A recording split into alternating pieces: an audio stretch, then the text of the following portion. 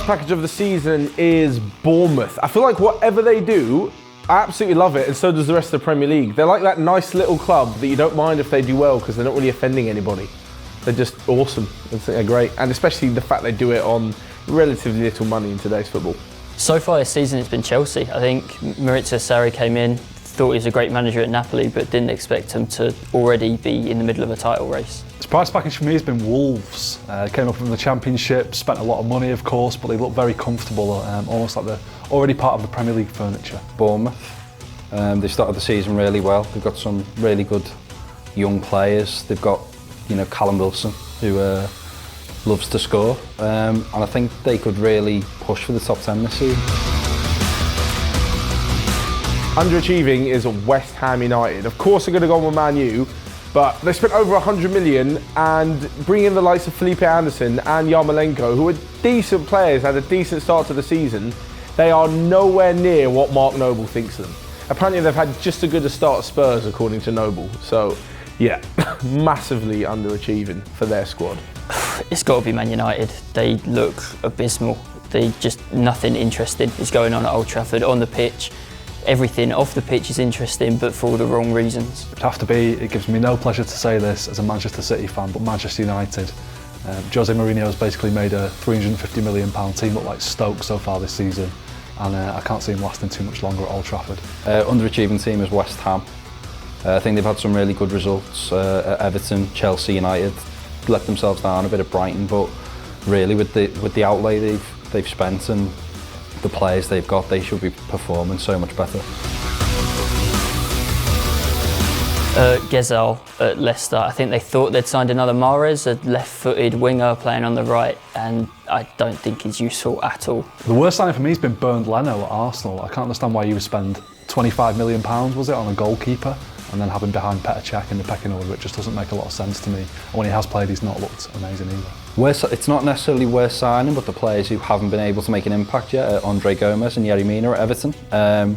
Big signings, and they are really needed, both unfortunately unfit at the moment. So when we say worst sign, it's not that they're out of form, it's simply they haven't been able to get on the pitch, which is a real blow for Everton at the moment.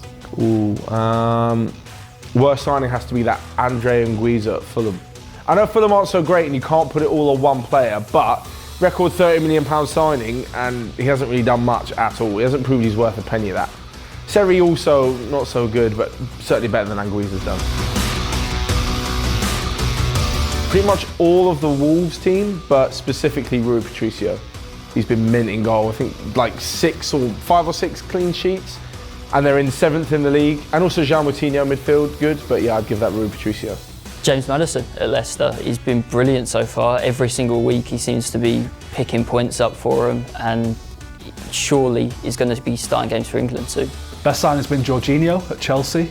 He's broken the pass record twice in the Premier League already. I think he registered 180 passes in one game against West Ham, and he looks like a superb player in the middle of the park. Richarlison, yeah, lots of eyebrows were raised when Everton paid such a huge fee for him, but he's started to repay that already, and with Cenk Tosun misfiring, he's played up front and he's been great. He was great in the win at Leicester. He scores goals, he's always a threat, and he's exactly what Everton lacked last season.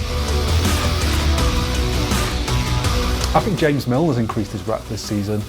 A guy who perhaps looked like his Liverpool days were numbered a couple of years ago, particularly when they brought in players like Naby Keita and Fabinho this summer, but he's been one of the best players in the Premier League so far this season, and he's one of the first names on Liverpool's team sheet.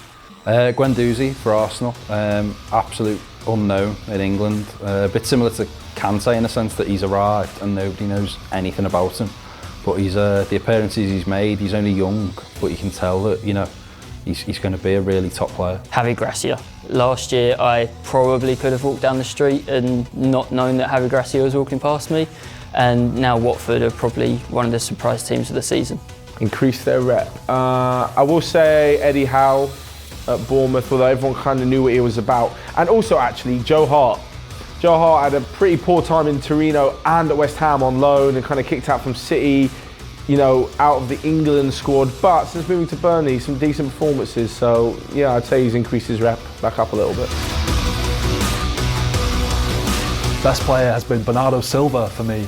I love watching him play for Man City. They call him bubblegum in the dressing room, and you can see why. He's got one of the best first touches in the league, and I think this is really going to be his season to shine. I think it's got to be Eden Hazard. Chelsea needed a real good start to the season after last year, and he's been on top form. He is really at the top of his game, and I think that this could be his final Premier League season if he continues the form. I think he could get a dream move to Spain. Eden Hazard is the best player in the Premier League by a country mile. Eden Hazard has to be.